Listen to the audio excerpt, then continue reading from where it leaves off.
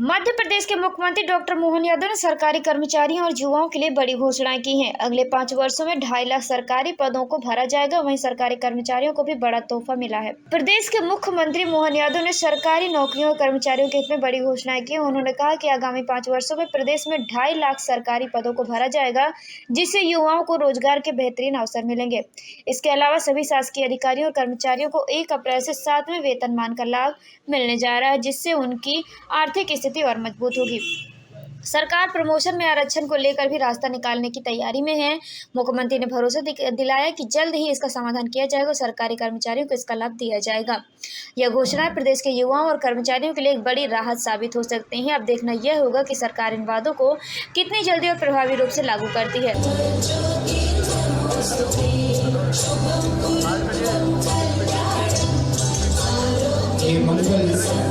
अवसर जब 364 आवास आज मुख्यमंत्री महोदय के करकमलों से पार्टी के सभी कार्यकर्तागण उपस्थित हैं, मैं आप सबका अभिवादन करता हूं। हम सबके लिए ये प्रसन्नता का दिन है जब से मध्य प्रदेश में डॉक्टर मोहन यादव जी के मुख्यमंत्री बनने के बाद लगातार लोक कल्याण के जो कार्यक्रम हो रहे हैं, योजनाएं बन रही हैं। तो मैंने माननीय मुख्यमंत्री जी से आग्रह किया कि 2016 से लोग इस दिन की प्रतीक्षा कर रहे थे कि कब हमारा मकान बनेगा और हम उस मकान में प्रवेश करेंगे।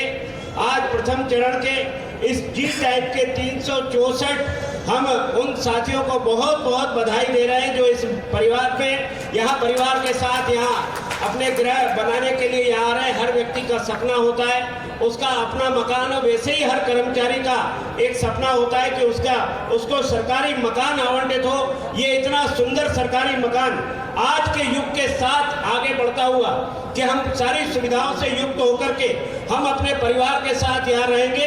ऐसे 700 मकान यहाँ बनना है, जिसमें से 364 मकान जी टाइप के कंप्लीट हो गए और आगे एफ टाइप के जो 336 मकान है वो भी आगे 3 से 4 महीने में कंप्लीट होने की संभावना है।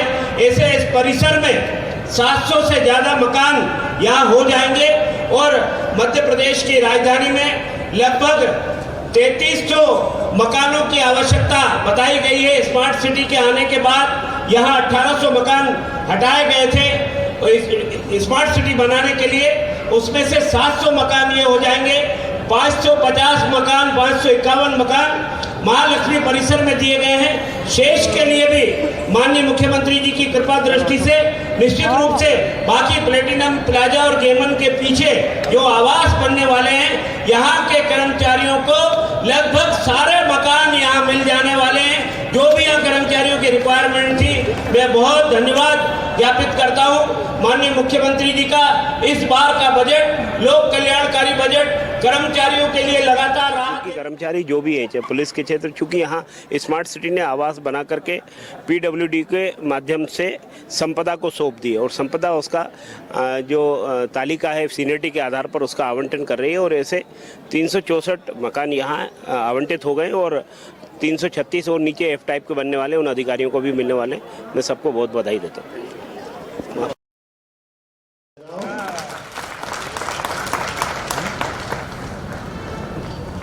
दुनिया में वैसे तो मृत्यु लोक के अंदर हम सब एक ऐसे देश में निवास करते हैं जिन देश के बारे में लोग याद करके हजारों साल से एक विशेष आकर्षण से, जैसे जलता कोई बिजली का हमारा ये यंत्र, बल्ब, ट्यूबलाइट, हेलोजन अपने आप सारे प्राणियों को आकर्षित करता है। सूर्य अपनी ऊर्जा देता है। इसलिए सनातन संस्कृति के माध्यम से हजारों लाखों करोड़ों सालों से दुनिया के लोगों का भारत में आकर्षण है और हमारे लिए ऋषि मुनियों ने जीवन के जीने के लिए भी इतने प्रकार के आनंद के साथ हम पे अपनी कृपा की कि हमारे एक एक त्योहार और हमारे जीने की पद्धति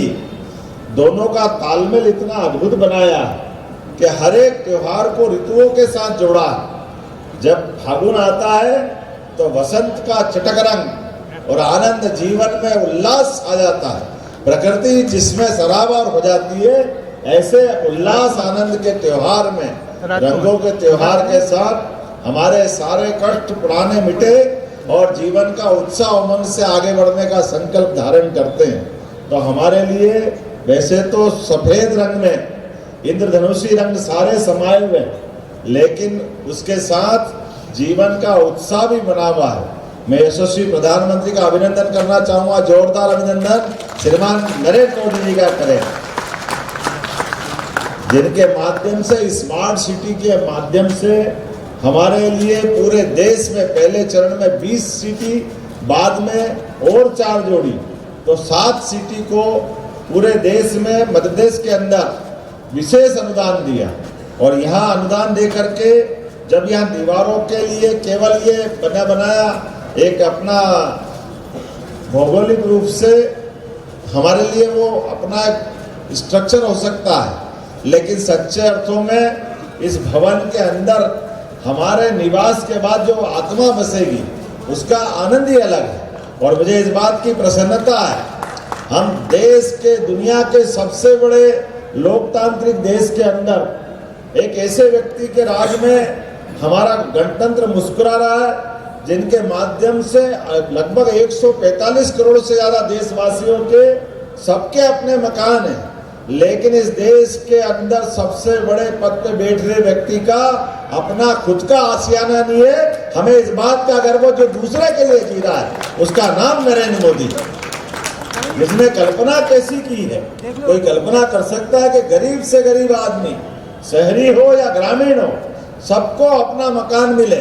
तो ग्रामीण क्षेत्र में चूंकि बाकी चीजें सस्ती हो जाती, जमीन की अपने ढंग से उपलब्धता हो जाती, तो 1.5 लाख रुपया उसके लिए, और जो हमारे अपने शहरी क्षेत्र के अंदर 2.5 लाख के मकान उनको दिलवाएं। उससे आगे बढ़ो तो अलग अलग अपने अपने स्केल में, जैसे अभी इस बार 8 लाख तक का इनकम टैक्स के दायरे में अब 8 से 12 कर दिया, 12 लाख तक का छूट देने का प्रयास किया है। और इनको भी अलग अलग प्रकार से स्वयं के आवास ले लें तो उसमें भी अलग अलग टैक्स की छूट दी है, और उसको किसी भी प्रकार से ब्याज की मदद करते हुए सबका अपना मकान बने। ऐसे में जब हमारे अपने भोपाल में भी मैं अगर संख्या देख रहा था कि अगर पुराने वो मकान यद्यपि वो फैले थे, लेकिन बने कब थे? 1956 में मध्य प्रदेश बना, उसके बाद 2-4 साल आगे पीछे बने हों। मकान कब तक चलते पता नहीं, लेकिन 1800 मकान हटा करके लगभग 3315 मकान मिलेंगे। जोरदार अभिनंदन करें, ये बड़ा संकल्प पूरा हो रहा है। ऐसे में जब आज यहाँ हम कुछ मकानों को देने के लिए निमित्त रूप से 5 लोग यहाँ आए हैं, लेकिन मुझे बताया गया जी टाइप के 364 आवासों का लोकार्पण हो रहा है। जोरदार अभिनंदन सबके लिए, जिनको मिला उनका आनंद है, उनको बधाई।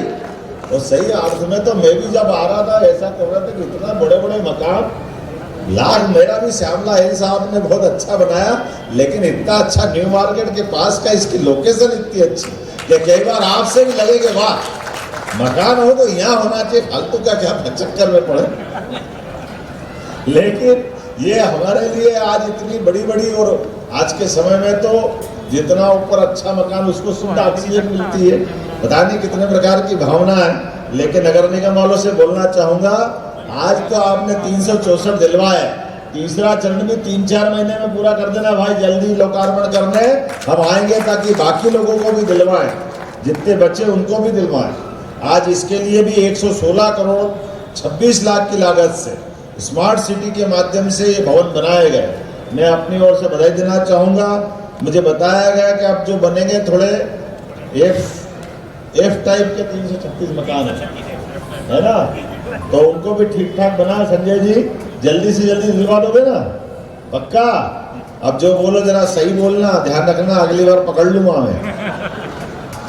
अभी तो हमारे भोपाल को लेकर के, प्रदेश को लेकर के हमारी सरकार लगातार बहुत सारे प्रकार के प्रयास कर रही है।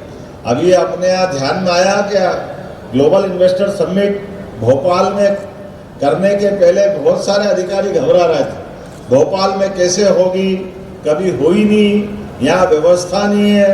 और देखो परमात्मा की लीला, जब हमने कहा जो भी होगा होगा भोपाल में ही। अरे 1956 में भोपाल राजधानी बना। हम अगर अपनी ग्लोबल इन्वेस्टर समिट नहीं करेंगे तो कहाँ करेंगे? आज के जमाने में तो बहुत सारे प्रकार से प्रबंध हो सकते हैं। तो हमने कहा जो भी होगा यही होगा, जैसे रुकवाना पड़े रुकवाएंगे, भले टेंट सिटी बनाना पड़े तो बनाएंगे, लेकिन करवाएंगे भोपाल में। ये निर्णय भोपाल का हुआ। और हमारा भाग्य देखो, अपने उद्योगपति तो ठहराने की बात अपनी जगह है ही, प्रधानमंत्री खुद